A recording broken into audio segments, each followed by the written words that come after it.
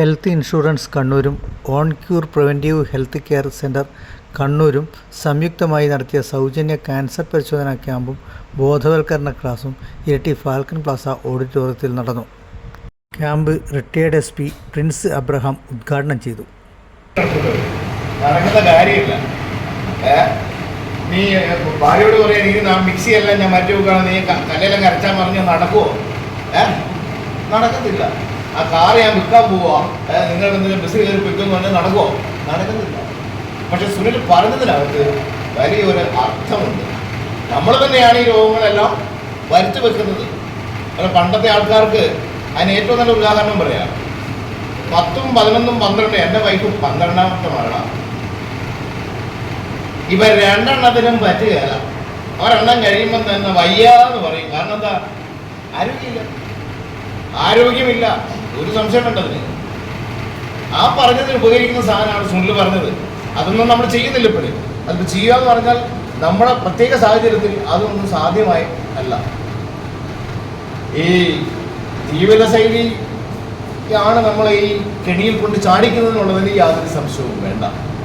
അത് ഉദാഹരണമാണ്. നമ്മൾ വന്നപ്പോൾ നിങ്ങൾ തന്നെ തന്ന വെള്ളക്കുപ്പിയില്ലേ, ആ യൂസ്ലെസ് പ്രാക്ടീസ് നമ്മൾ കളയേണ്ട സമയം അതിക്രമിച്ചിരിക്കുന്നു. ഈ വെള്ളക്കുപ്പിയിൽ ഇറങ്ങിയിട്ടുണ്ടല്ലോ, ഈ വെള്ളക്കുപ്പി ഒരു പ്ലാസ്റ്റിക് 40 ഡിഗ്രി ചൂടിൽ തട്ടിയാൽ, അത് കവറാണെങ്കിൽ കുപ്പിയാണെങ്കിലും, അത് പഠനം NIT കോഴിക്കോട് നടത്തിയ പഠനത്തിൽ അത് ക്യാൻസറസ് ആയി, ഓട്ടോമാറ്റിക് ക്യാൻസറസ് ആണെന്നുള്ളതാണ്. നമ്മൾ ചോറ് കഴിക്കുമ്പോൾ കല്യാണം വീട്ടിൽ പോയി കഴിഞ്ഞാൽ എന്താ പ്ലാസ്റ്റിക്കലല്ലേ? നാടനെല്ലാം ഉപയോഗിക്കുന്നുണ്ട് ഇപ്പോഴും ഇല്ല. ഇപ്പം എന്നാൽ പല സ്ഥലങ്ങളിലും പ്ലേറ്റിലേക്ക് മാറിയിട്ട് കഴുകുന്ന പ്ലേറ്റ് ഉപയോഗിക്കുന്നുണ്ട് പലയിടത്തും. അതുപോലെ ഗ്ലാസ് എന്നതാ പ്ലാസ്റ്റിക്കല്ലേ അല്ലേ? അതിന് പ്ലാസ്റ്റിക് മാറ്റിയിട്ട് എന്താ നമുക്ക് പേപ്പർ ഗ്ലാസ് എന്ന് പറഞ്ഞത്, അതിനേക്കാളും ഓർത്താണ് മെഴുകി വെച്ചാണ് ശരിയാക്കിയിരിക്കുന്നത്. നമ്മൾ കുപ്പി വെള്ളം എന്നുള്ളത് എന്തായാലും എവിടുന്നാണ് വരുന്നത്? കുപ്പി വെള്ളമൊക്കെ എവിടുന്നാണ് വരുന്നത്? ഈ വെയിൽ ഇപ്പോഴത്തെ ചൂട് എത്രയാണ്? നമുക്ക് 41 ഡിഗ്രി ചൂട് രേഖപ്പെടുത്തി കേരളത്തിൽ. അപ്പോൾ കേരളത്തിൽ വിതരണം ചെയ്യുന്ന ഈ ഏതായാലും കൂടകളൊന്നും തന്നെ കുപ്പിയിൽ കൊണ്ടുവരുന്നത്, ഇതെല്ലാം കൊണ്ടുവരുന്നത് എങ്ങനെയാണ്? ഈ വെയിലെല്ലാം കൊണ്ടാണ് ഈ കുപ്പി എല്ലാം അവിടെ എത്തുന്നത്. ഇത് തന്നെ ഒരു പ്രധാനപ്പെട്ട കാരണമാണ്. ഇതിനകത്ത് ഏതാണ്ട് 80 ഡിഗ്രി 70 ഡിഗ്രി ചൂടുള്ള ഭക്ഷണ സാധനങ്ങൾ നമ്മൾ പ്ലാസ്റ്റിക് കവറിനകത്ത്, അതും ഏതാ 30 മൈക്രോണിൽ താഴെയുള്ള ഒരു ലോലമായി 30 മൈക്രോണിൽ താഴെയുള്ള പ്ലാസ്റ്റിക് ഉപയോഗിക്കുന്നതെന്നാണ് വിദഗ്ധർ പറയുന്നത്. പക്ഷെ നമ്മുടെ മാർക്കറ്റിൽ ഇപ്പോഴും ഈ 30 മൈക്രോണിൽ താഴെയുള്ള പ്ലാസ്റ്റിക്കുകൾ ലഭ്യമാണ്. നമ്മൾ മീൻ വാങ്ങുന്നത് ശ്രദ്ധിച്ചിട്ടില്ല, പ്രത്യേക കവറാണ്. ആ സൈസ് സാധനം 30, അത് 20-നും താഴെയാണ് എനിക്ക് തോന്നുന്നത് മൈക്രോൺ. അപ്പോൾ ഇതിൻ്റെ ഉപയോഗം കൂടി നമുക്ക് പ്ലാസ്റ്റിക് ഇല്ലാണ്ട് പറ്റത്തില്ല. നിങ്ങൾ ഒന്ന് ടൗണിൽ പോയി പർച്ചേസിങ്ങിന് പോയിട്ട് തിരികെ വരുമ്പോൾ എന്തായാലും ഒരു 10-20 കവർ നമ്മുടെ കൂടെ ഉണ്ട്. എല്ലാ സാധനവും ഇതിനകത്ത് പ്ലാസ്റ്റിക്കിനകത്ത്. അത് മാറ്റാനാവില്ല. അപ്പം നമ്മുടെ ജീവിത രീതികൾ തന്നെയാണ് നമ്മുടെ അപകടത്തിലേക്ക് ക്ഷണിച്ചു വരുന്നത്. കേരളം ആരോഗ്യ രംഗത്ത് മറ്റുള്ള സംസ്ഥാനങ്ങൾക്ക് മാതൃകയാണെന്ന് പറയുമ്പോഴും നമ്മളെ വേട്ടയാടുന്ന 1-2 കാര്യങ്ങളുണ്ട്. അതിലൊന്ന് ക്യാൻസറാണ്, മറ്റൊന്ന് വൃക്ക സംബന്ധമായ രോഗങ്ങളാണ്.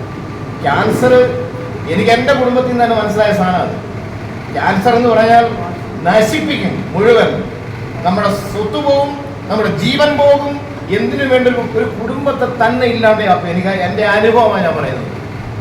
എൻ്റെ അമ്മയുടെ ചേച്ചിയുടെ മകൻ പോലീസുകാരനായിരുന്നു. അവന് 33ാമത്തെ വയസ്സിൽ ക്യാൻസർ വന്ന് മരിച്ചു. അവന് മൂത്ത ചേച്ചി പൂനെയിൽ ജോലി ചെയ്തിരുന്ന നേഴ്സ് 2 വർഷം മുമ്പ് മരിച്ചു. അവരുടെ അനിയത്തി ഇപ്പം ക്യാൻസറാണ്, അക്യൂട്ട് സ്റ്റേജിലാണുള്ളത്. ആ ഒരു അമ്മ വളരെ ലാവിഷായിട്ട് ജീവിച്ചിരുന്ന ഒരു വീട്ടിൽ അമ്മ മാത്രമേ ഇന്നുള്ളൂ. ഒരാൾ മാത്രം എഴുന്നേറ്റ് നടക്കാൻ പോലും പറ്റാത്ത ഇഴഞ്ഞു പോകുന്ന ഒരു അമ്മയാണെന്ന് ആ വീട്ടിലുള്ളത്. എനിക്കറിയാം ഇതെന്താണെന്നുള്ളത്. എൻ്റെ വൈഫിൻ്റെ ചേച്ചി അതുപോലെ മഹാരാഷ്ട്രയിൽ ഉണ്ടായിരുന്നു. അവരും ബ്രസ്റ്റ് ക്യാൻസർ വന്ന് മാറിയെന്ന് വിചാരിച്ചതാ. മാറി എന്ന് ഡോക്ടർമാർ പറഞ്ഞതാ. 1 വർഷം കഴിയുമ്പോൾ വീണ്ടും വന്നു. പെട്ടെന്ന് തന്നെ ആളും 1 വർഷം കൊണ്ട്. അപ്പം ഇത് ക്യാൻസർ എന്ന് പറയുമ്പോൾ നമ്മൾ മനസ്സിലാക്കിക്കൂടുക. നമ്മളെ താങ്ങു പിന്നെ ഈ സാധനം പോകത്തുള്ളൂ. നമ്മളെ വേദനിപ്പിച്ച് കണ്ണീരിൽ ആഴ്ത്തി ഈ സാധനം പോകത്തുള്ളൂ. അതുകൊണ്ട് ഈ ദീപ്തി ഡോക്ടർ അടക്കമുള്ളവരുടെ ക്ലിനിക്ക് നടത്തുന്ന ഈ പ്രവർത്തനം ഊർജിതമാക്കണമെന്നാണ് എൻ്റെ അഭിപ്രായം. കൗൺസിലർ കെ നന്ദനൻ അധ്യക്ഷത വഹിച്ചു.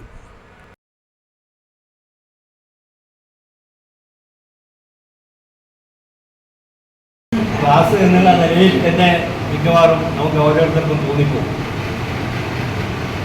ക്യാൻസർ ഇല്ലാതെ കണ്ണൂർ എന്ന ലക്ഷ്യത്തോടെ ഓൺക്യൂർ എന്ന സംഘടനയും അതുപോലെ LIC മേഖലയിൽ പ്രവർത്തിക്കുന്ന സുനിൽ സാർ നേതൃത്വം കൊടുക്കുന്ന സംഘടനയും കൂടി ഇവിടെ ക്യാൻസറിനെതിരായിട്ടുള്ള ഒരു ബോധവൽക്കരണ ക്ലാസ്, അതിൻ്റെ